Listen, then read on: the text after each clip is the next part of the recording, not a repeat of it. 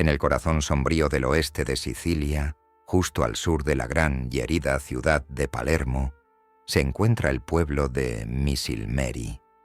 Es un lugar de polvo ancestral, de olivares que se aferran a colinas abrasadas por el sol y de secretos enterrados tan profundamente que se han convertido en parte de la tierra. En este mundo, el 19 de enero de 1925, nació Rocco Chinnici. Esta no era una tierra de grandes oportunidades, sino una de límites severos, definida por los susurros de la Cosa Nostra y la silenciosa aceptación de su poder. El aire mismo parecía soportar el peso de silencio, la ley del silencio.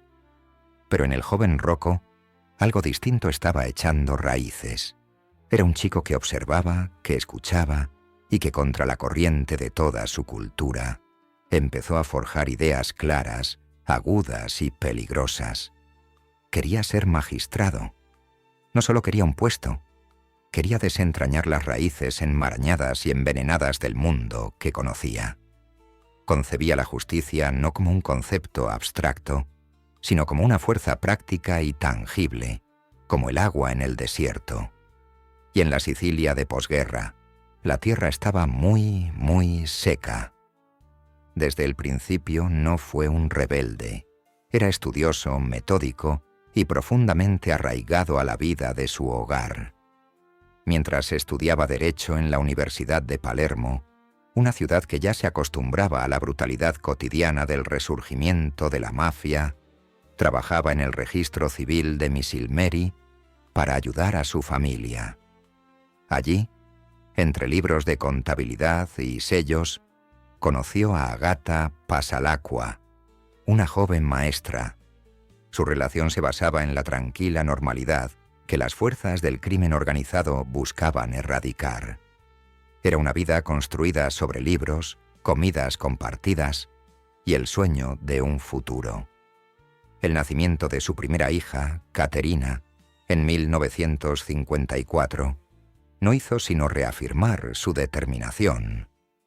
Rocco Chinnici era un hombre que creía en construir, en nutrir, en el lento y paciente trabajo de la civilización.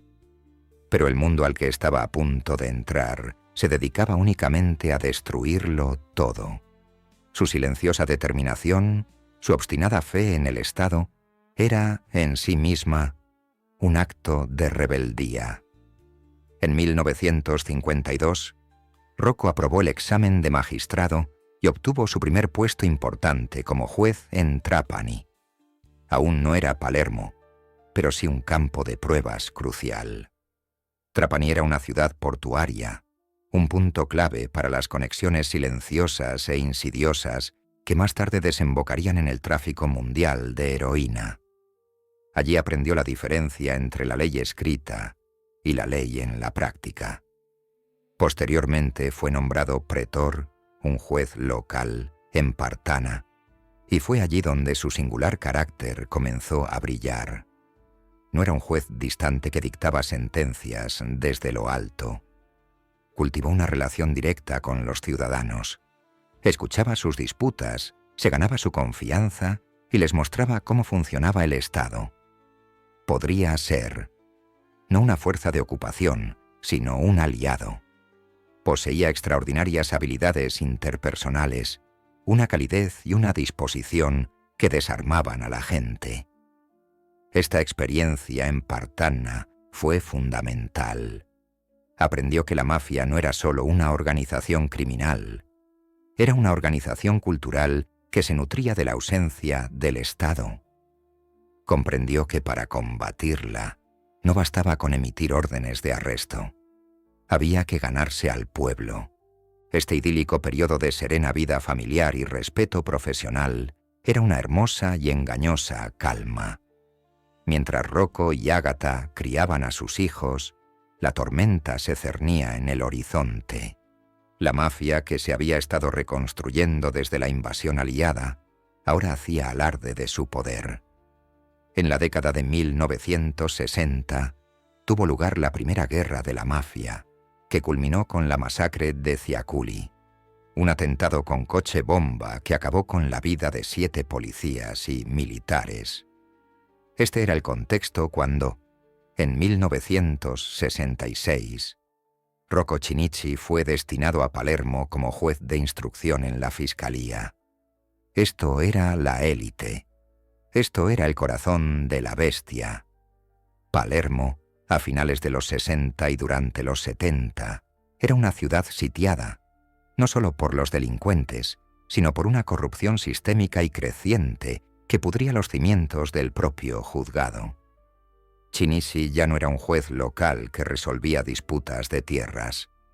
Ahora era una pieza más de una maquinaria que, como la mayoría sabía, estaba averiada. Una maquinaria que la mafia había aprendido a manejar mejor que los propios jueces. Fue inmediatamente lanzado al fragor de la batalla. La ciudad era un tablero de ajedrez de clanes en guerra, y la ley estaba completamente superada. Le asignaron su primer gran juicio contra la mafia, el caso de la masacre de Viale Lazio. No se trató de un simple asesinato. Fue una ejecución al estilo militar, un equipo de asesinos liderado por Bernardo Provenzano y la facción Corleonesi de Totò Riina, disfrazados de policías, que eliminaron a un jefe rival. La forma en que Chinnici manejó el caso demostró una mente que ya pensaba de forma diferente. Mostró un enfoque innovador y con visión de futuro. No se limitaba a investigar a los pistoleros. Buscaba las conexiones. Empezaba a ver la organización no como una colección de bandas callejeras, sino como una entidad unificada y jerárquica, un estado en la sombra. Esta intuición, este primer atisbo de la verdadera estructura de la mafia, Cosa Nostra S., fue el germen de su revolución. Estaba empezando a comprender que no se podía desmantelar una red arrestando a un solo hombre. Sus ideas no fueron bien recibidas por todos. En los pasillos del juzgado de Palermo existía una forma de hacer las cosas profundamente arraigada. Los magistrados trabajaban solos. Protegían sus casos, a sus informantes y sus secretos con un orgullo feroz y celoso. Este aislamiento era, por supuesto, justo lo que la mafia deseaba. Un juez solo era un juez vulnerable. Un solo hombre podía ser comprado, intimidado, o si era necesario, destituido. Chinnici percibió esta falla con una claridad devastadora. Veía a sus colegas como islas, desconectadas y expuestas, mientras que el enemigo operaba como un ejército disciplinado y unificado. Su brillante y eficaz labor de investigación le granjeó respeto, pero también lo convirtió en un blanco fácil.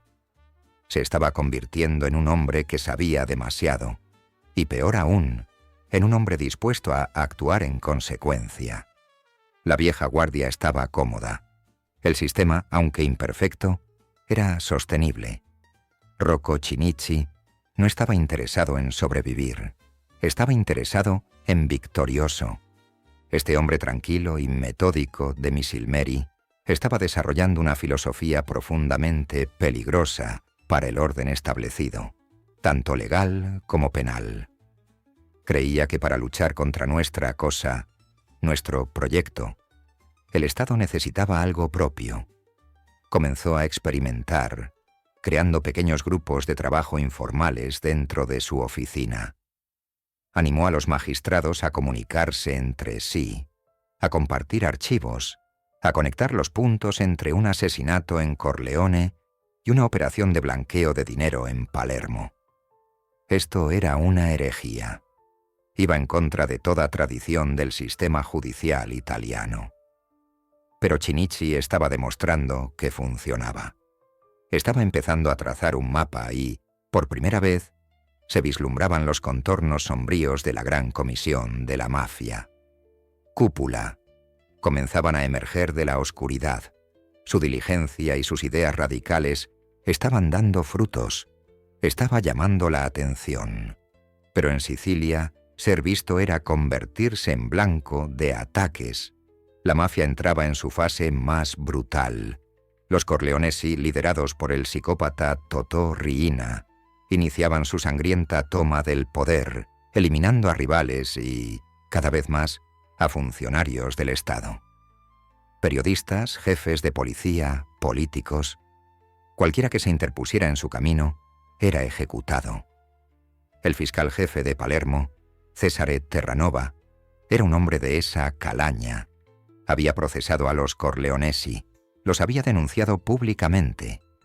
Y el 25 de septiembre de 1979, la mafia respondió. Una lluvia de balas atravesó el coche de Terranova, matándolo a él y a su chofer. El mensaje era inequívoco. El puesto más alto en la Fiscalía de Palermo era una sentencia de muerte. La Fiscalía estaba paralizada por el terror. Nadie quería el puesto. Nadie, excepto aquel hombre que lo entendía. Exactamente lo que significaba. En noviembre de 1979, Rocco Chinnici ocupó el despacho del hombre asesinado. Se convirtió en el nuevo jefe de la oficina de instrucción del Tribunal de Palermo. Aquello no fue un ascenso, fue una declaración de guerra. Tomaba posesión del cargo que aún conservaba, metafóricamente, el calor de la sangre de su predecesor. Desde el primer día, supo que su destino estaba sellado.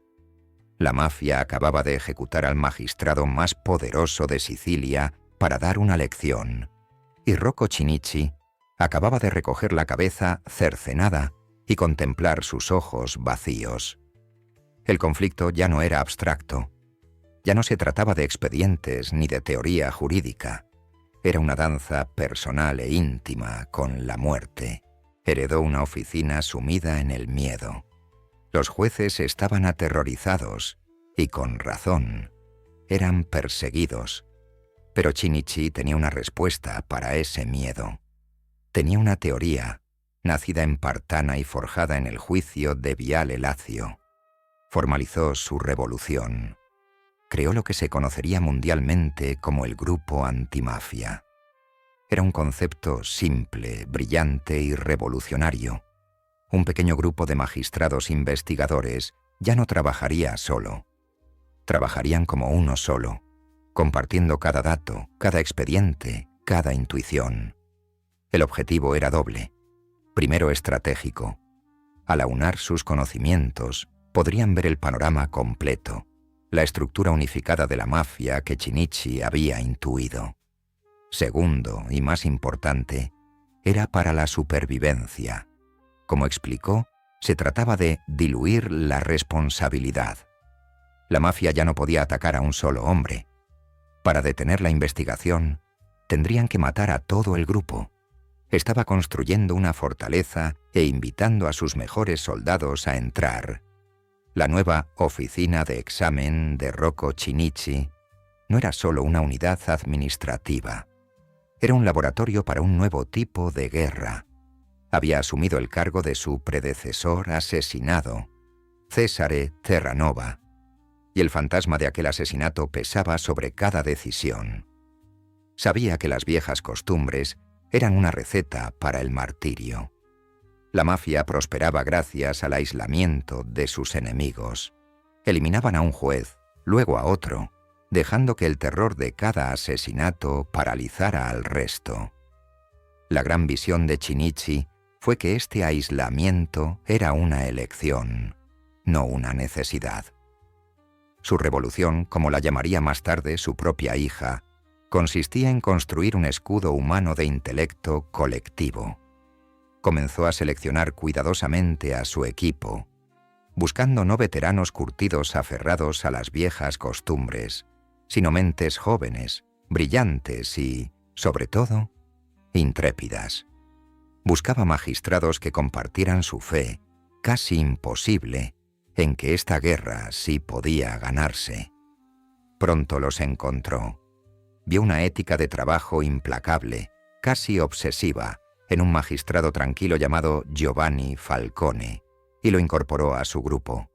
Vio una inteligencia brillante y apasionada en otro joven juez, Paolo Borsellino, y también lo reclutó. junto con otros como Giuseppe Di Lello y Leonardo Guarnota, formó su consejo. Así nació el grupo antimafia. Era más que un grupo de trabajo. Era una hermandad, una unidad hermética diseñada para resistir la presión aplastante del mundo criminal. Trabajarían juntos, comerían juntos y en muchos sentidos se convertirían en una familia. Chiniti era el patriarca, el consigliere capo, el consejero principal, quien no solo dirigía su trabajo, sino que también absorbía la principal amenaza. Era el escudo de sus propios escudos. Sabía que la mafia iría tras el responsable, y su estrategia consistía en hacer que su propia muerte fuera lo más irrelevante posible desde el punto de vista estratégico. El trabajo que emprendieron no se parecía a nada que Sicilia hubiera visto jamás. Antes de Chinnici, las investigaciones de la mafia se centraban en delitos aislados, una extorsión, un asesinato. Chinnici y su equipo fueron los primeros en tratar a la mafia como una organización única y compleja. Siguieron el rastro del dinero, rastreando los envíos de heroína desde las refinerías sicilianas hasta las calles estadounidenses. Conectaron a los asesinos callejeros con los empresarios y políticos respetables de Palermo. Estaban elaborando una teoría única y unificada de la mafia. Cosa Nostra. Al hacerlo, sentaban las bases para lo que se convertiría en el Maxi Proceso, una bomba legal que, por primera vez, intentaría juzgar a toda la cúpula de la mafia a la vez. Esto suponía una amenaza existencial directa para Totò Riina y los Corleonesi, quienes en ese preciso instante afianzaban su sangriento control sobre la isla. Chinnici no solo los investigaba, estaba trazando un mapa de su imperio, y al hacerlo, proporcionaba al Estado las coordenadas para un contraataque. Pero Chinnici sabía que las batallas legales eran solo la mitad de la guerra. La otra mitad se libraba por ganarse los corazones y las mentes del pueblo siciliano. El arma más poderosa de la mafia no era la escopeta, era silencio, la asfixiante ley del silencio. La mafia existía porque la gente, por miedo o por un respeto distorsionado, se negaba a pronunciar su nombre. Chinnici decidió romper él mismo este tabú. En un acto que sus colegas consideraron escandaloso, incluso temerario, comenzó a hablar. Acudía a actos públicos, concedía entrevistas y, sobre todo, visitaba las escuelas. Él, el magistrado antimafia jefe de Palermo, se plantaba frente a aulas llenas de niños, la próxima generación de potenciales mafiosos o víctimas, y hablaba de lo indecible. Hablaba de la mafia siciliana, de las drogas, de la ilegalidad generalizada que asfixiaba su futuro. Intentaba construir una contracultura, inmunizar a la juventud contra la enfermedad del silencio. Esta cruzada pública supuso un cambio radical. Durante décadas, jueces y políticos habían evitado incluso utilizar el palabra mafia en público. Era un fantasma, una superstición. Chinnici la trataba como un enemigo real. Explicaba a estudiantes, ciudadanos, a cualquiera que quisiera escuchar qué era la mafia y cómo se alimentaba del miedo. Su hija, Caterina, diría más tarde que su padre había intuido que a la mafia no se la podía combatir crimen por crimen.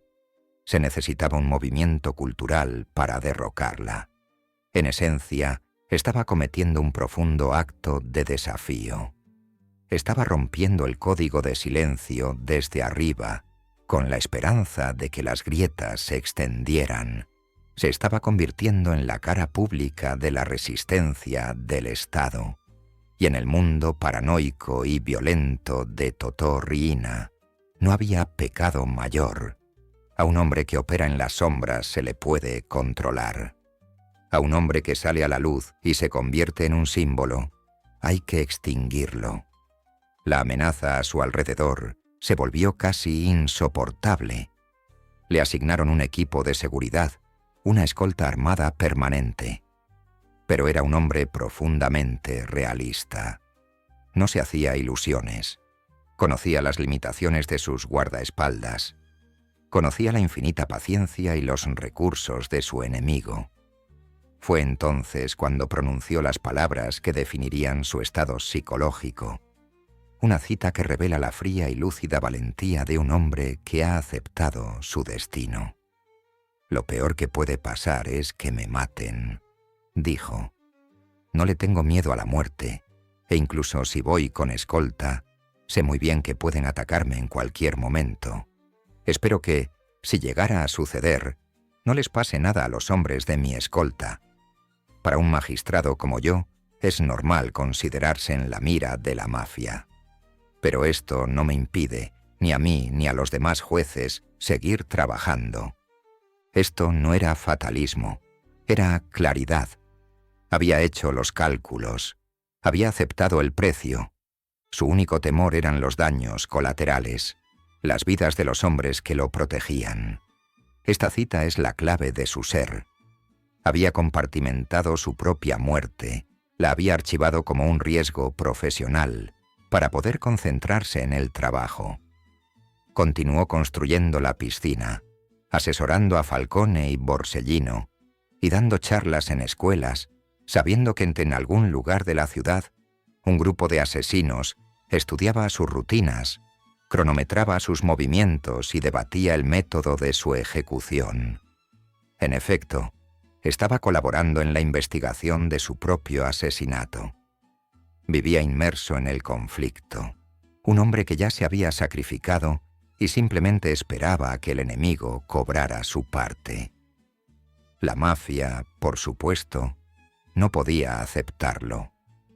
Rocco Chinnici se estaba volviendo más peligroso que cualquier magistrado anterior. No solo firmaba órdenes judiciales, estaba ganando estaba enseñando a una generación de sicilianos a ser valientes. Demostraba tanto en los tribunales como en la plaza pública que la mafia no era una fuerza invencible y mítica, sino una organización criminal que podía comprenderse, combatirse y derrotarse. Estaba obteniendo resultados a nivel judicial, social y cultural. Estaba, como dijo su hija, rompiendo moldes.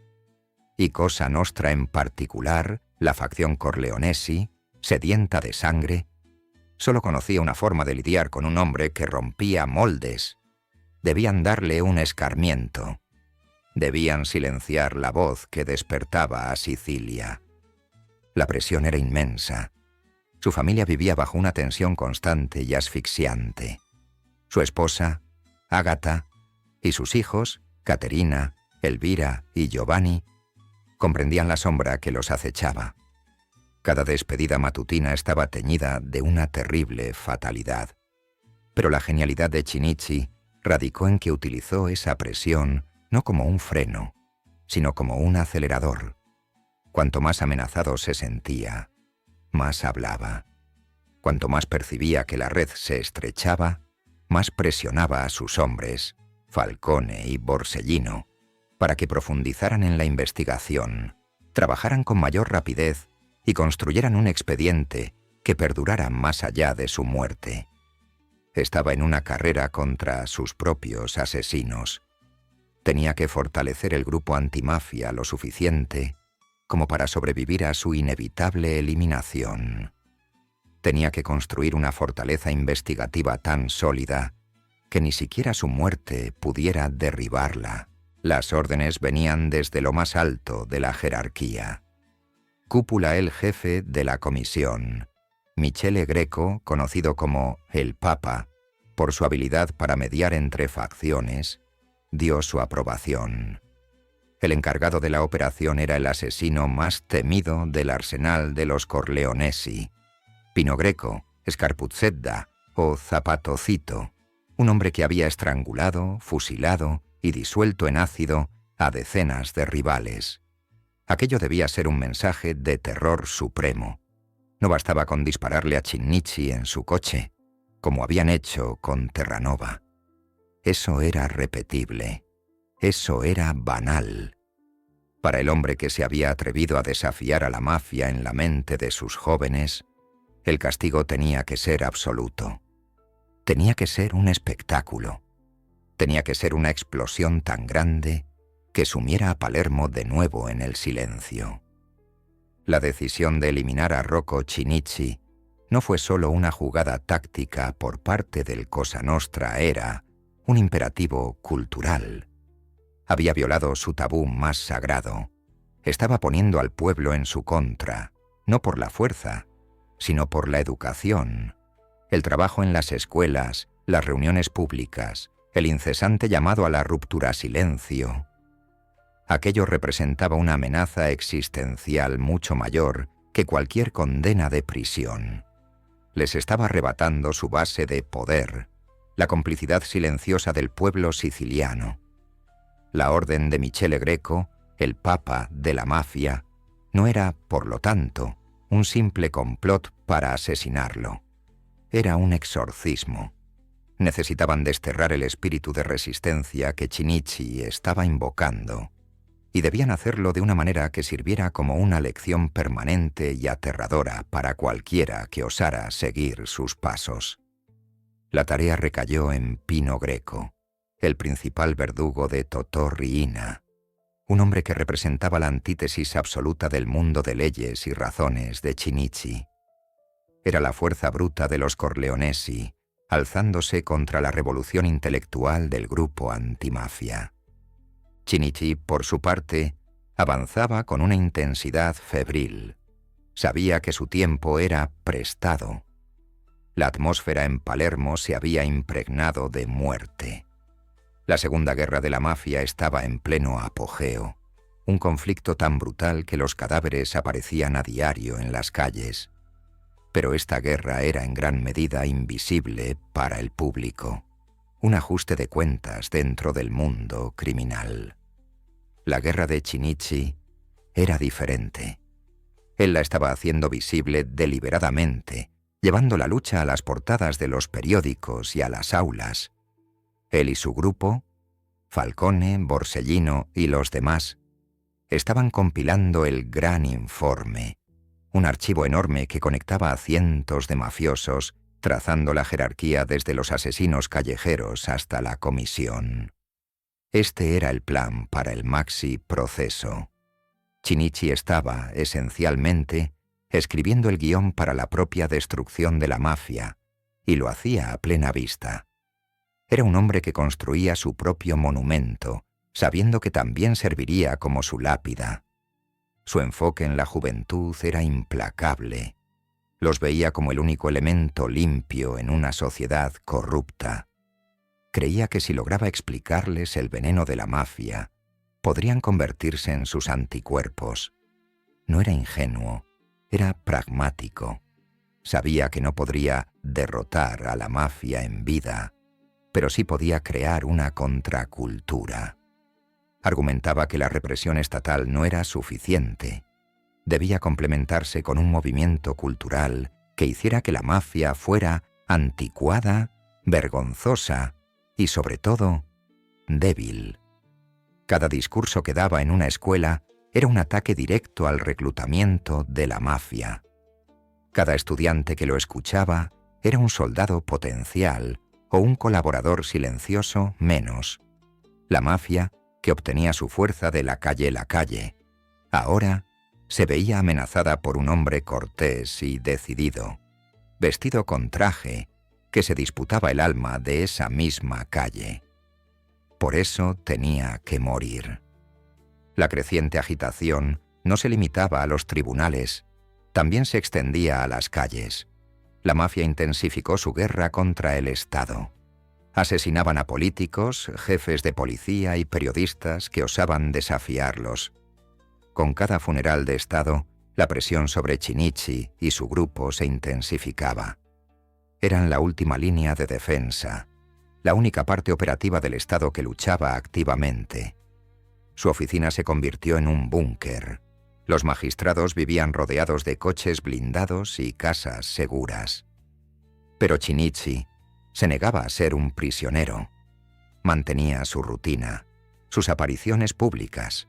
Era una calculada demostración de normalidad, una táctica psicológica para mostrar a la ciudad que el Estado no tenía miedo.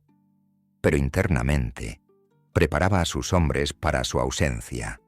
Era un mentor, un padre, que deliberadamente les enseñaba a Falcone y Borsellino todo lo que sabía, impulsándolos a asumir más responsabilidades, forjándolos como los líderes que debían ser. En efecto, les pasaba el testigo mientras él aún corría la carrera. La conspiración contra él fue meticulosa. La vigilancia de la mafia fue paciente y total. Vigilaban su apartamento en la vía Pipitone Federico. Cronometraban su salida cada mañana. Anotaban la posición de su equipo de seguridad. Observaban al conserje, Stefano Lisacci, quien lo recibía a diario. Analizaban la calle, el aparcamiento, las posibles rutas de escape. El plan se entregó a Pino Greco, y él eligió un arma que anunciaría una nueva era de terror. No balas, que eran íntimas y rápidas. Eligió una bomba, un coche bomba. Era una táctica de guerra, un símbolo de fuerza abrumadora e impersonal.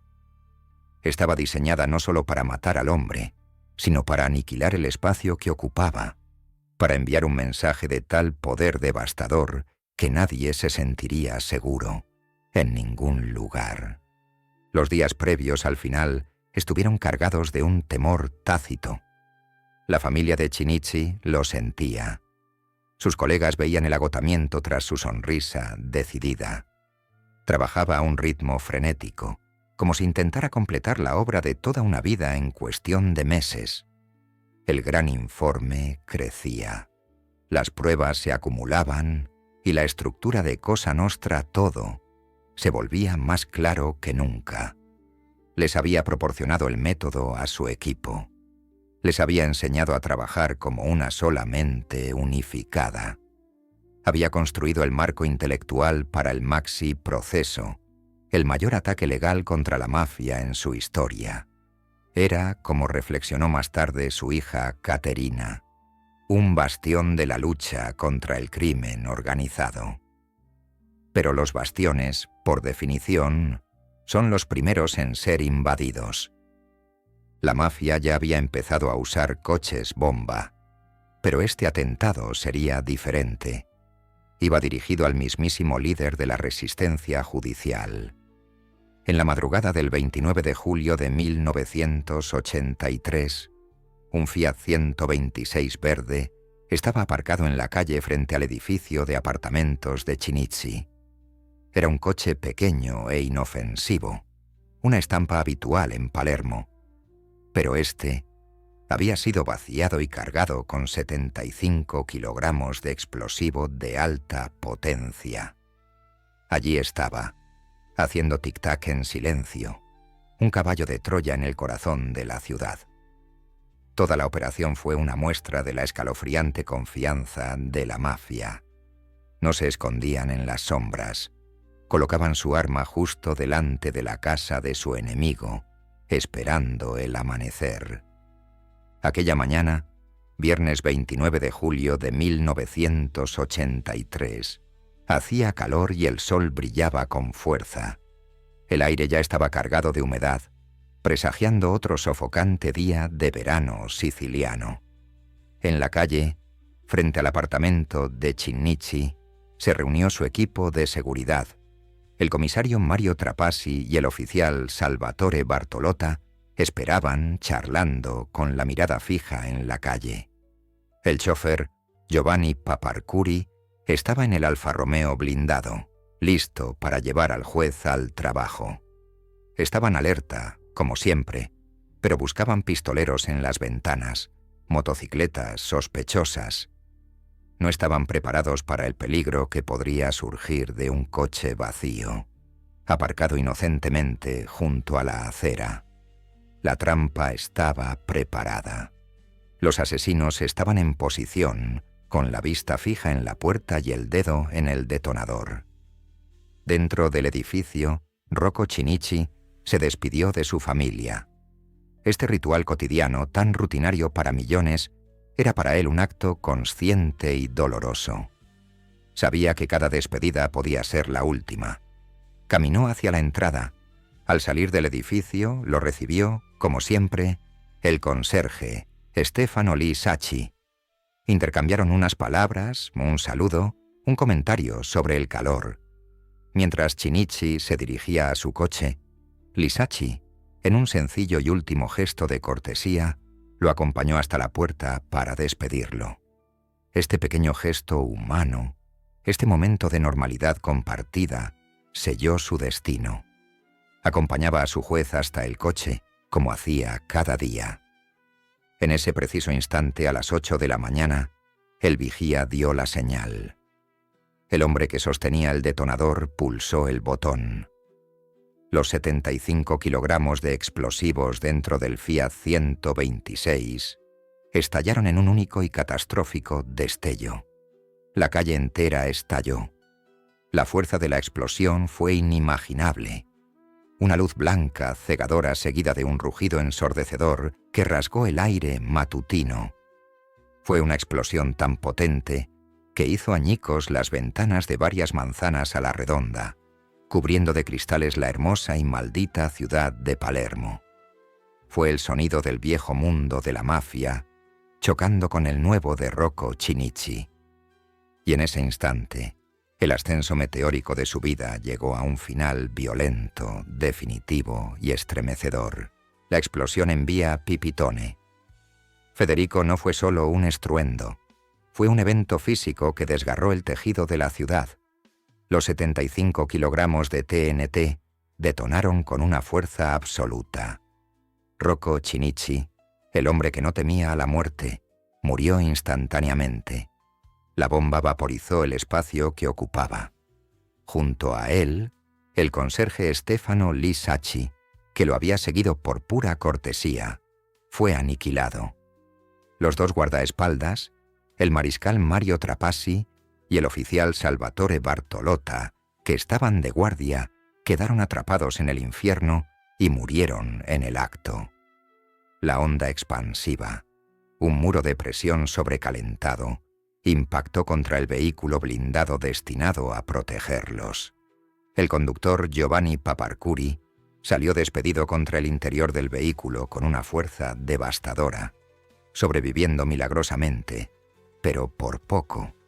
Fue el único superviviente, el único testigo, con el cuerpo y el alma marcados para siempre por la explosión que consumió a sus compañeros. Las consecuencias inmediatas fueron una escena infernal. La calle, momentos antes una tranquila vía residencial, era ahora un cráter humeante. El Fiat 126 verde había desaparecido, reducido a metralla. El vehículo blindado era un amasijo retorcido y en llamas. Durante unos segundos de estupor, solo hubo silencio, un zumbido ensordecedor en una ciudad que acababa de recibir un golpe devastador. Luego llegaron las sirenas, los gritos y la gente corriendo. Los periódicos, en un intento desesperado por plasmar la magnitud del horror, publicaron titulares que clamaban «Palermo como Beirut». Era una admisión de que la ciudad ya no era solo un lugar de delincuencia, era una zona de guerra, y este coche bomba representó una nueva y aterradora escalada. Fue el primero de los grandes autobombas que definirían la guerra de la mafia contra el Estado en los años 90. El asesinato de Shinichi no fue solo una ejecución, fue el horripilante debut de una estrategia de terror masivo. La noticia se extendió como la pólvora por el juzgado, sacudiendo la organización antimafia con la fuerza de una segunda explosión. Giovanni Falcone y Paolo Borsellino, los dos jóvenes magistrados a quienes Shinichi había elegido, instruido y protegido personalmente, quedaron devastados. Su padre, el hombre que les había inculcado el método y el valor, había desaparecido. Habían perdido a su líder, el artífice de toda su estrategia. La lógica de la mafia era brutal y precisa. Creían que matando a la cabeza, matarían al cuerpo. Creían que la organización se derrumbaría, que estos jóvenes jueces huirían aterrorizados y que el gran informe quedaría archivado. Otro intento fallido. El asesinato fue una obra maestra del terror estratégico, diseñada para desarticular psicológicamente todo el esfuerzo antimafia del Estado. La onda expansiva se extendió desde Palermo por toda Italia. El público estaba horrorizado, pero más que eso, estaba furioso. La mafia se había excedido. Al usar un arma de tal brutalidad indiscriminada, propia de tiempos de guerra, habían asesinado no solo a un juez, sino también a un conserje. Le habían declarado la guerra no solo al poder judicial, sino a la sociedad civil misma. Este fue el error crucial que Chinnici, incluso después de muerto, los había obligado a cometer. Su campaña pública, su insistencia en conectar con el pueblo, lo habían convertido en un símbolo. Y cuando la mafia hizo estallar ese símbolo, no solo inspiró miedo, inspiró una profunda, intensa y duradera repulsión.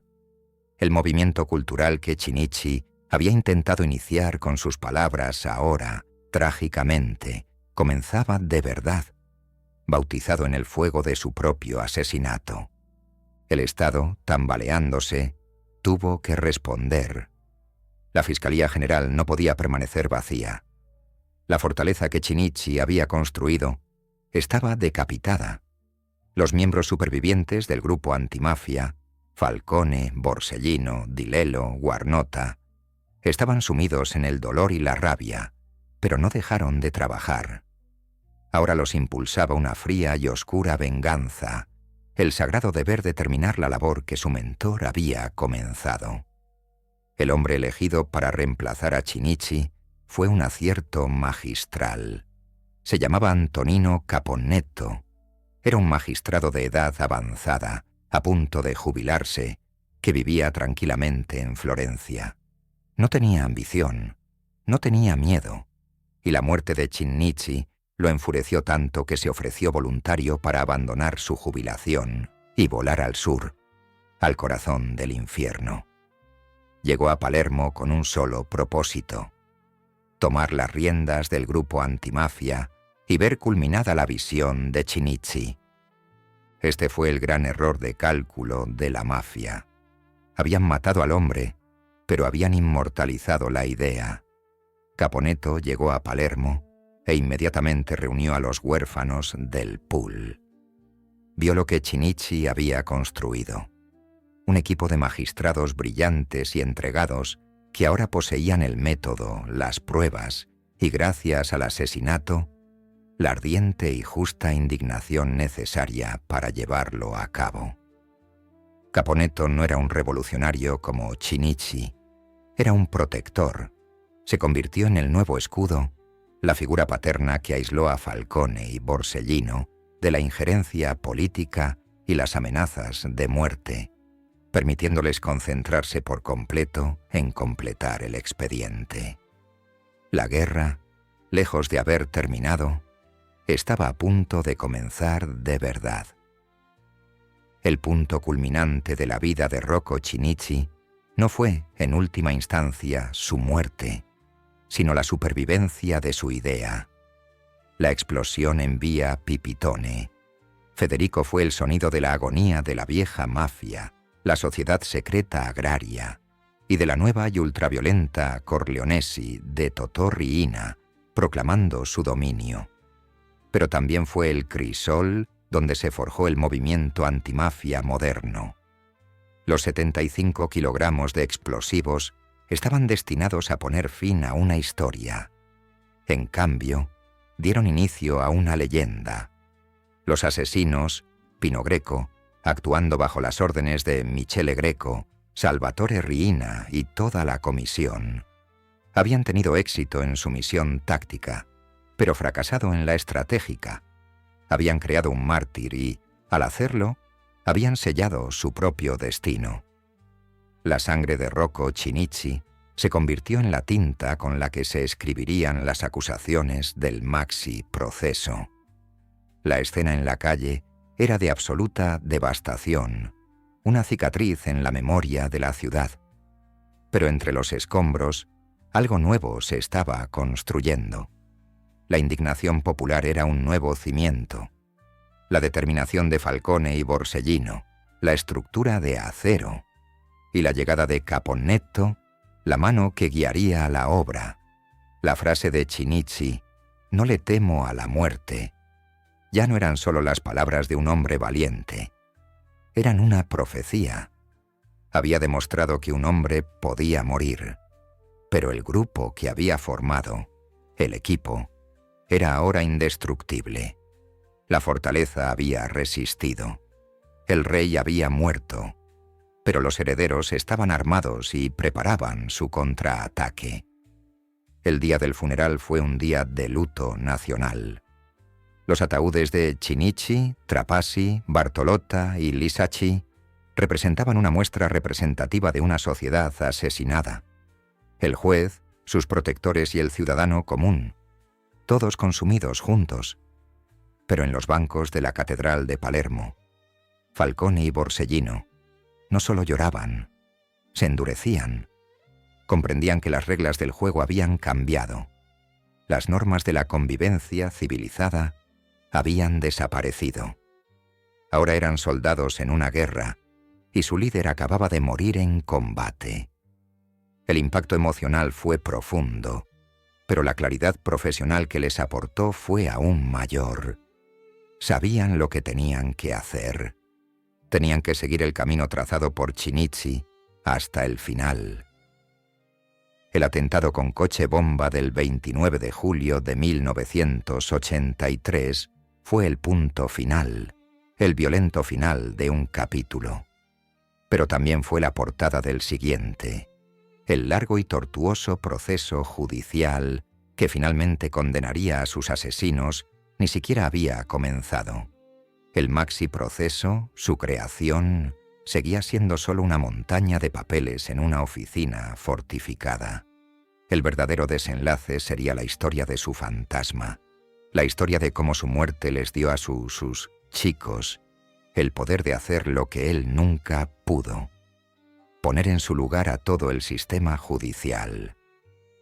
Cosa Nostra en una jaula. La bomba fue el clímax de la violencia, pero el verdadero clímax de su legado estaba por venir. El humo que se elevaba de la vía Pipitone, Federico proyectaba una larga y oscura sombra sobre Palermo. Inmediatamente después, la ciudad se vio paralizada por el miedo.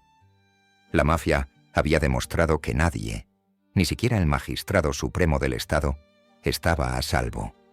Habían utilizado un arma de guerra en una calle residencial, asesinando a un juez, a su escolta y a un conserje. El mensaje era claro: mandamos nosotros. Pero entre las ruinas humeantes del asesinato de Chinnici ocurrían dos cosas. El público, que había permanecido en silencio durante tanto tiempo, comenzaba a alzar la voz con indignación. Y en el búnker del juzgado, el grupo antimafia, bajo el nuevo liderazgo del sereno y decidido Antonino Caponnetto, no se dispersaba, sino que se consolidaba. El asesinato de su mentor no los había doblegado. Los había forjado como un arma. Giovanni Falcone y Paolo Borsellino, en particular, estaban ahora impulsados por una fría furia personal. La muerte de Chinnici fue el combustible, y el gran informe que él había iniciado fue la bomba que ahora estaban construyendo en represalia. El desenlace no fue un periodo de calma, sino de trabajo clandestino e implacable. Caponnetto, Falcone y Borsellino se aislaron del mundo. Sabían que el asesinato de Chinnici era solo el comienzo. La mafia no se detendría hasta eliminar a toda la organización. Trabajaban bajo vigilancia armada, con sus familias lejos por seguridad. Eran fantasmas vivientes, atormentados por el hombre que los había reunido. La metodología de Chinnici Compartir todo, cotejar cada dato, tratar a la mafia como una sola entidad, se había convertido en su dogma. Ya no solo investigaban, estaban culminando el último testamento de su padre. El trabajo se convirtió en su único consuelo, la única forma de sobrellevar el dolor y la rabia. Cada archivo que conectaban, cada cuenta bancaria que rastreaban, era un clavo más en el ataúd de los hombres que habían ordenado el asesinato. La primera gran ruptura, tal como Chinisi había predicho, surgió desde dentro. La brutalidad desenfrenada de los Corleonesi, ejemplificada por el atentado contra Chinisi, había quebrantado los propios códigos de la mafia. Los mafiosos de la vieja escuela se vieron perseguidos no solo por el Estado, sino también por los asesinos de Riina.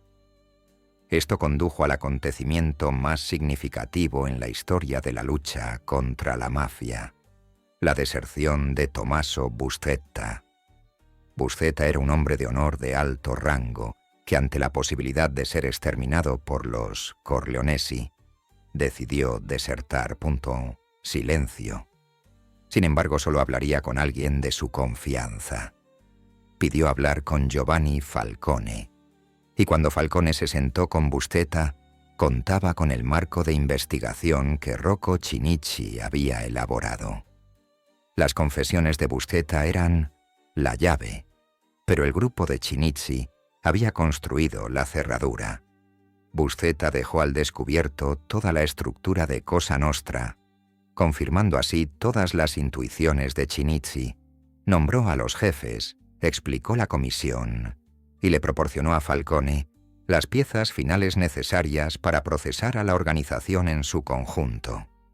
Comenzó el largo y tortuoso proceso judicial por el asesinato de Chinnici, pero ahora formaba parte de una guerra mucho mayor. Las pruebas reunidas por el grupo de expertos, reforzadas por el testimonio de Buscetta, se convirtieron en una monstruosa acusación de 8.000 páginas. Este era el plan para el maxi proceso. Este era el legado de Chinnici, hecho realidad.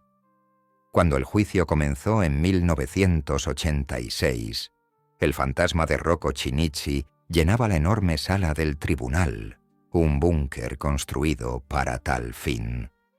Cientos de mafiosos estaban sentados en jaulas y los fiscales, Falcone y Borsellino al frente, utilizaban la misma metodología del grupo de expertos que su mentor había ideado. No solo procesaban a asesinos individuales, sino a todo el sistema, la comisión, por ordenar los crímenes. Era un ataque directo al Estado en la sombra que Chinnici había sido el primero en identificar. El juicio fue una dura batalla de 2 años, pero las condenas, cuando llegaron, fueron un terremoto. Cientos de mafiosos fueron sentenciados, muchos a cadena perpetua. Y lo que es más importante, el Estado había aprobado en el tribunal que el Cosa Nostra existía como una organización única, unificada y jerárquica. Esta era la victoria con la que Chinnici había soñado. Fue su visión innovadora la que la hizo posible. La convicción de los jefes por su propio asesinato vendría después, pero el maxi proceso fue la victoria estratégica. Lo habían matado para prevenir esto, sumado a su muerte. Irónicamente lo había hecho inevitable. La bomba que debía destruir la investigación, en cambio, había reforzado las pruebas. Mientras tanto, el caso específico de la masacre de Via Pipitone avanzaba lentamente. Era un proceso judicial complejo. Los autores intelectuales, Salvatore Riina, Bernardo Provenzano, Michele Greco, eran fugitivos, condenados, en ausencia el asesino, Pino Greco. Ya estaba muerto, asesinado por su propio jefe, Riina, en una clásica traición mafiosa. El Estado tuvo que probar la cadena de mando, desde la orden dada por la comisión hasta los 75 kilogramos de TNT en el Fiat 126 verde. Llevó años, pero el trabajo preliminar realizado por el grupo de investigación era irrefutable. El estado armado con el testimonio de informantes y el rastro documental reunido por el equipo de Shinichi construyó el caso lenta y meticulosamente. Las condenas por la masacre de Shinichi fueron una reivindicación de su vida y su sacrificio. En 2002, décadas después del atentado, el Tribunal Supremo ratificó las cadenas perpetuas para los autores intelectuales. La lista era un auténtico quién es quién de los vencedores de la familia Corleonesi: Salvatore Riina, Bernardo Provenzano, Raffaele Ganzi, Antonino Madonia y el resto de la comisión. Fueron declarados culpables de ordenar el asesinato. Fue un camino tortuoso, pero condujo a la justicia.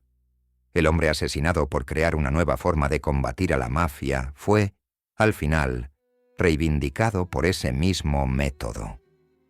Su muerte generó la indignación, la voluntad política y la sombría motivación para que sus sucesores culminaran la guerra que él había comenzado. El desenlace, en realidad, fue la historia de sus sucesores. Antonino Caponnetto, tras ver concluir el Maxi proceso, regresó a Florencia con el deber cumplido. Pero la guerra distaba mucho de haber terminado. La mafia, herida y enfurecida por el Maxim proceso, contraatacó. Y atacó a los dos hombres que habían heredado el legado de Shinichi. En 1992, asesinaron a Giovanni Falcone con una potente bomba en la autopista. 57 días después, asesinaron a Paolo Borsellino con otro coche bomba. Los dos jóvenes a quienes Shinichi había apadrinado se reunieron con él. El círculo del martirio se había cerrado. Pero este último y desesperado acto de terror de la mafia, al igual que el atentado de Shinichi, se volvería en su contra, provocando una enorme repulsa pública y la captura final del propio Totò Riina. La tragedia fue inmensa. Toda la cúpula original del grupo antimafia había sido exterminada. Shinichi, Falcone, Borsellino, todos muertos. Pero el sistema que Shinichi había construido era ahora más grande que cualquier individuo. El grupo se había convertido en el procedimiento operativo estándar. El movimiento cultural que había iniciado en las escuelas se había transformado en una resistencia nacional. La mafia, al asesinar a sus mayores enemigos, había creado inadvertidamente toda una generación de ellos. La caída de estos grandes hombres no fue un final, fue una transición. La organización había quedado al descubierto, sus mitos destrozados, y sus líderes estaban ahora a la fuga, con sus rostros en carteles de «Se busca», en lugar de cómodamente instalados en el despacho del alcalde. El último y silencioso desenlace fue el recuerdo. Mientras el Estado acumulaba victorias, las familias calculaban el precio personal. Para Caterina Shinichi, la hija del magistrado, la explosión en Vía Pipitone. Federico fue el día en que su mundo se acabó. El público había perdido a un héroe, pero ella había perdido a su padre. El largo y lento proceso de justicia, incluso cuando tuvo éxito, jamás podría traerlo de vuelta. La verdadera resolución no se encontraría en los tribunales, sino en el silencioso y doloroso trabajo de la memoria y el legado. El Estado había resuelto su caso. Ahora la familia debía resolver su duelo. Las condenas finales de Cosa Nostra. La condena por el asesinato de Rocco Shinichi fue más que una simple resolución legal. Representó el cierre de un círculo que él mismo había trazado.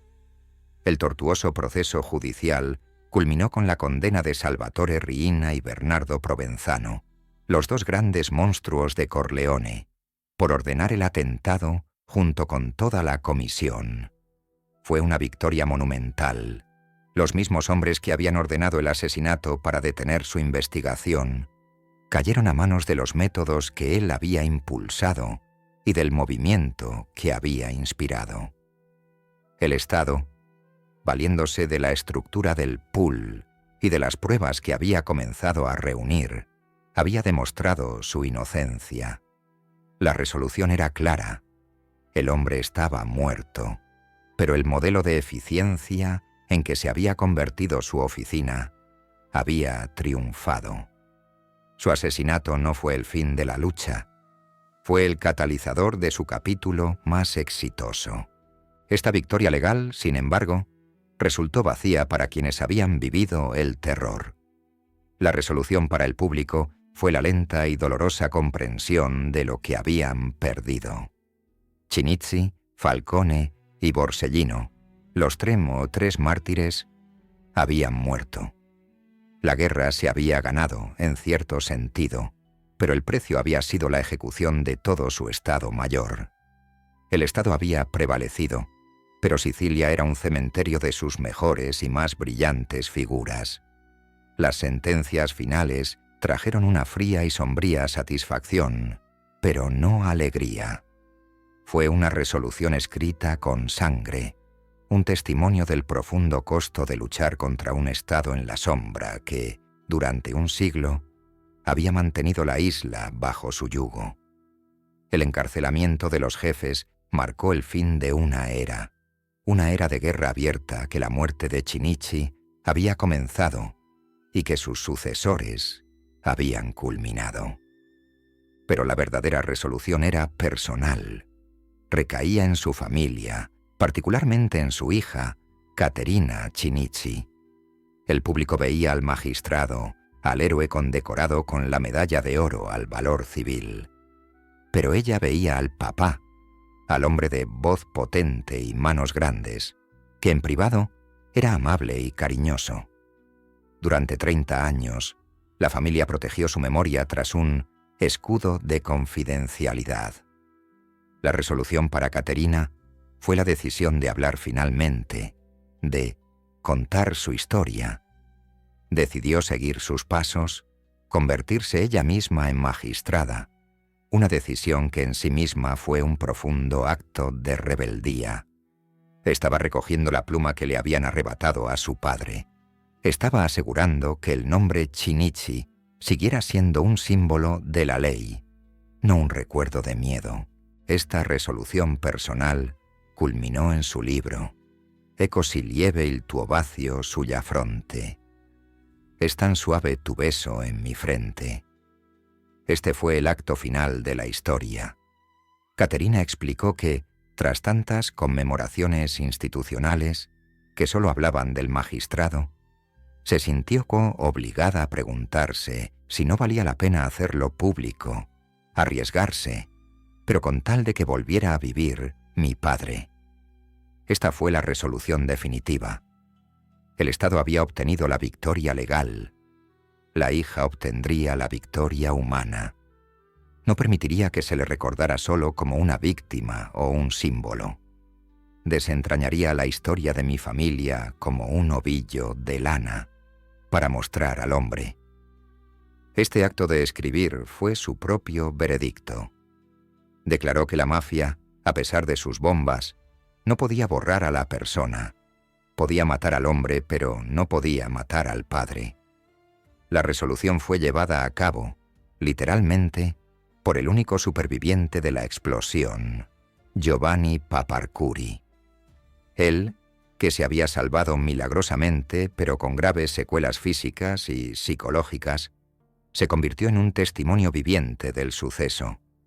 Tras los asesinatos de Falcone y Borsellino, Paparcuri asumió un nuevo papel. Se convirtió en el encargado de organizar meticulosamente los expedientes del grupo antimafia.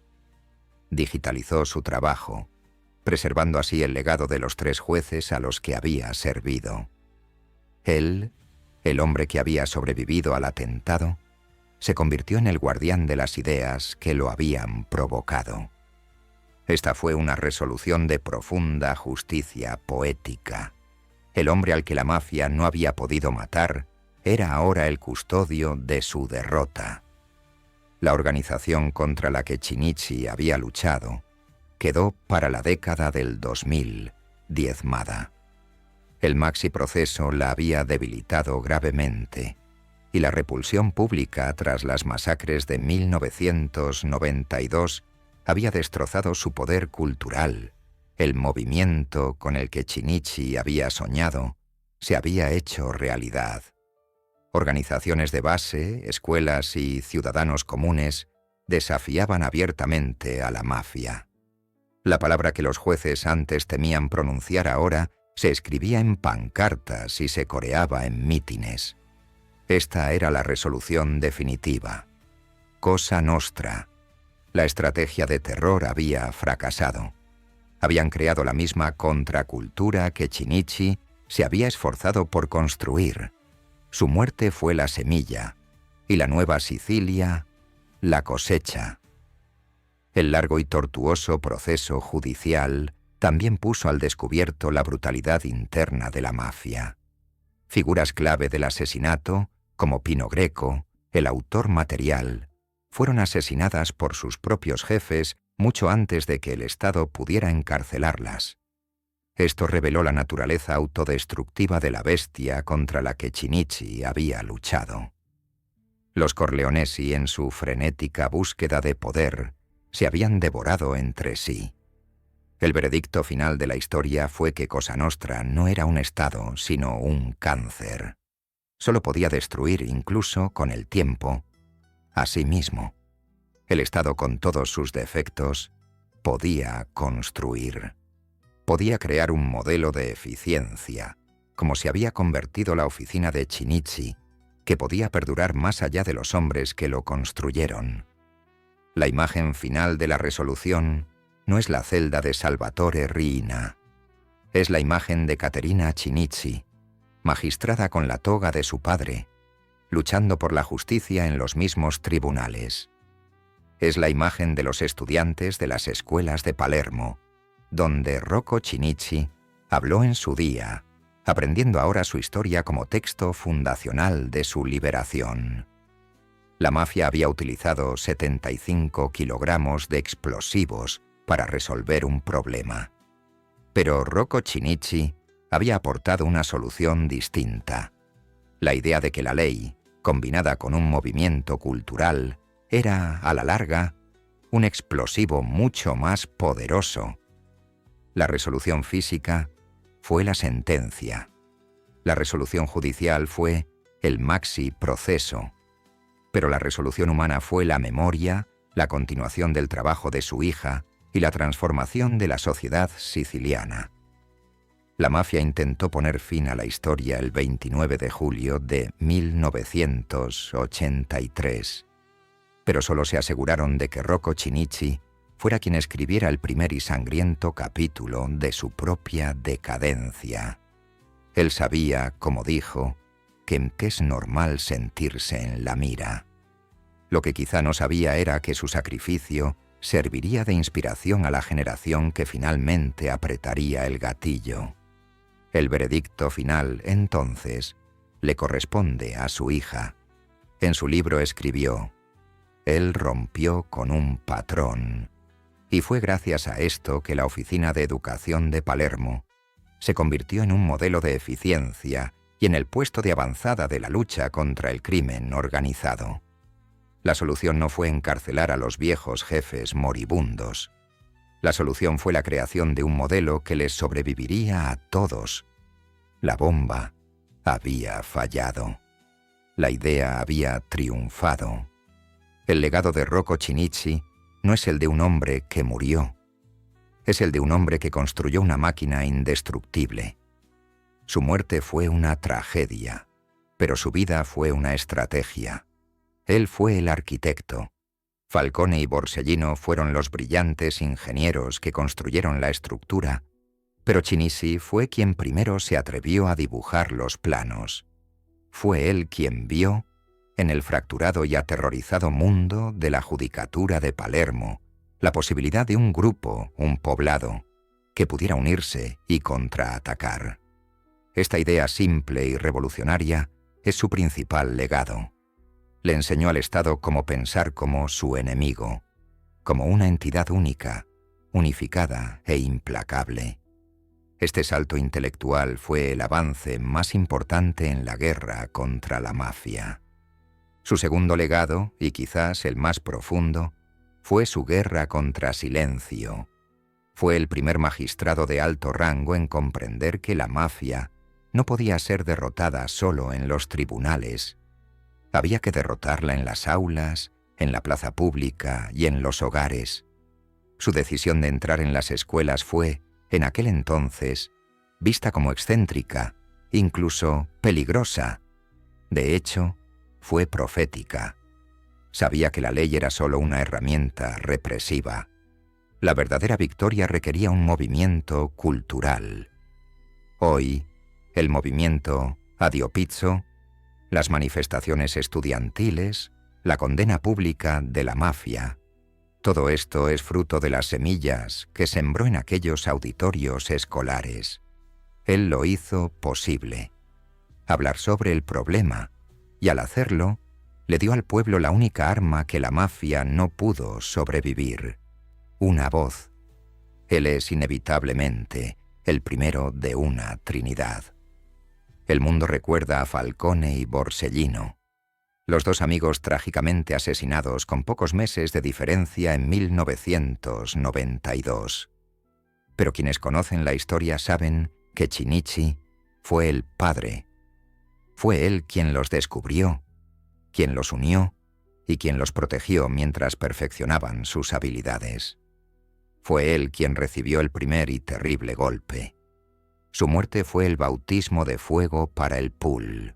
Fue el consigliere capo que tuvo la intuición, y en un último y trágico acto de liderazgo, se convirtió en el mártir que galvanizó a la nación y protegió a sus sucesores el tiempo suficiente para que pudieran construir el caso.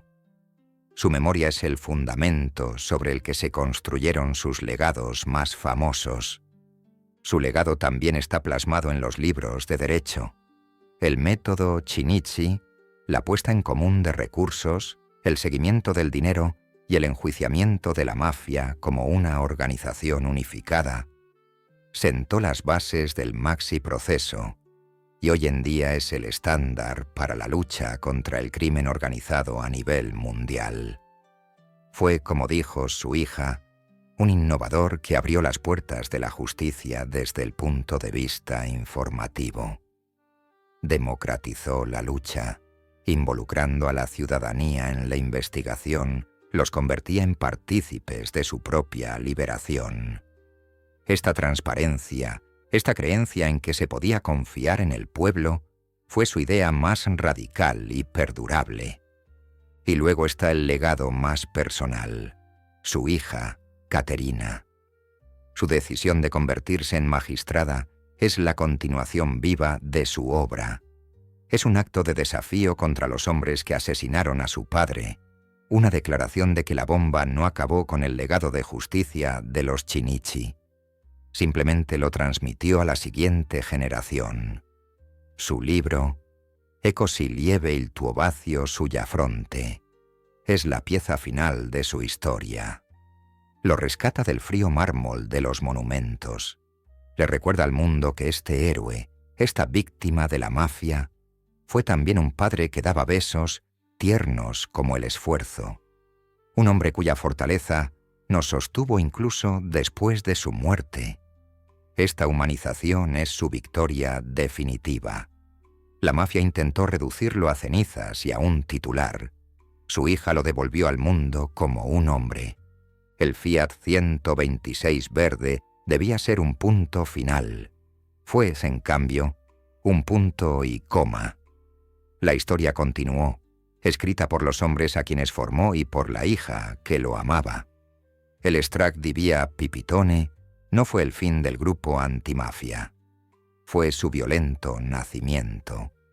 Los titulares que decían Palermo como Beirut no fueron una declaración de la victoria de la mafia. Fueron la alarma que finalmente despertó a la nación. La vida de Rocco Chinnici fue una lección magistral de valentía silenciosa y su muerte una lección sobre el obsceno precio del progreso. fue el hombre que miró al abismo. Supo que lo consumiría, y aún así construyó un puente sobre él para que otros pudieran cruzarlo. Era un hombre que en sus propias palabras no le temía a la muerte. Ese era su poder. La única arma de la mafia es el miedo. Y contra un hombre que no teme por su vida, son impotentes. Solo podían matarlo, no podían vencerlo. Su esperanza que a los hombres de mi escolta no les pasara nada quedó trágicamente frustrada. Mario Trapassi, Salvatore Bartolotta y Stefano Lisacci murieron con él, pero su otra esperanza, aún mayor, que la labor continuara, se hizo realidad superando sus sueños más ambiciosos. La lucha que él inició aún continúa, pero se libra con sus normas. La reflexión final sobre Rocco Chinisi es de un éxito profundo y conmovedor. Se propuso construir un modelo de eficiencia para combatir la Cosa Nostra y lo hizo. Se propuso iniciar un movimiento cultural para romper con lo establecido. Silencio. Así fue. Se propuso formar a una nueva generación de magistrados para que continuaran la labor, y lo hizo. Y como supo desde el día en que asumió el cargo de Cesare Terranova, lo pagó todo con su vida. Fue el héroe trágico por excelencia. Un hombre que vio el futuro con claridad. Sabía que no viviría para verlo, y caminó con serenidad hacia su destino, armado únicamente con su fe en la justicia y la ley. Las palabras de su hija son su epitafio más sincero. No el institucional, sino el personal. El recuerdo de este juez, con sus grandes manos y su voz atronadora, con la delicada lucha que empleó con todos nosotros. La mafia es combatida por las instituciones, pero es vencida por la gente. Gente como Rocco Chinnici, dispuesta a sacrificarlo todo. Y es recordada por quienes la amaron, quienes se aseguran de que el mundo sepa no solo cómo murió, sino, precisamente, y con gran fuerza, por qué vivió. Su legado no reside en la tierra de la vía Pipitone Federico. Reside en los juzgados de Palermo, en las aulas de toda Sicilia y en la silenciosa valentía de su hija. El Papa y la Bestia, Michele Greco y Totò Riina, ordenaron su muerte. Pero a quien se recordará es a Rocco Chinnici, el hombre de Misilmeri que simplemente quiso hacer su parte. Él era consciente del precio y lo pagó. Construyó la fortaleza, ungió a sus herederos y luego salió por la puerta al calor de la mañana siciliana para encontrar su final.